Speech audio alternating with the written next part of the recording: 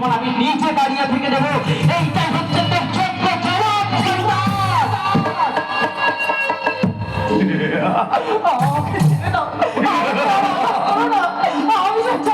এটা তুই চাইলেও করতে পারবি না রে স্বামী। হ্যাঁ, এটা তুই চাইলেও করতে পারবি না। তার কারণ তোর ওই আদরের প্রাণ ভোমরা তোর ছোট ভাই সে এখন আমার হেফাজত। আমার ভাইয়ের কোনো ক্ষতি তুমি করো না, আমার ভাইয়ের কোনো ক্ষতি করো না। তোর ভাইয়ের ক্ষতি করবো তো আমি একবারও বলিনি।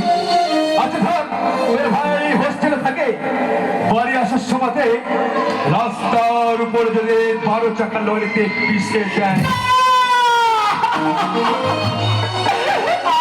এই কথা বলো না। আরে হবে সে কথা বলছি না, হতেও তো পারে। আচ্ছা ধরো তোমার ভাই হোস্টেলে থাকে, যদি 4 ছাদের উপর থেকে কেউ ঠেলা মেরে ফেলে দেয়, এই কথা মুখে আনা উচিত না। এই কথা বলো না তুমি, তুমি যা করো হবে সে কথা বলছি না, হতেও তো পারে। যদি এই রঘুবীরের কথার অবদ্ধ হোস, তাহলে কিন্তু আমি তোর ওই আদরের ভাইকে কেটে কুচি কুচি করে ওই গঙ্গা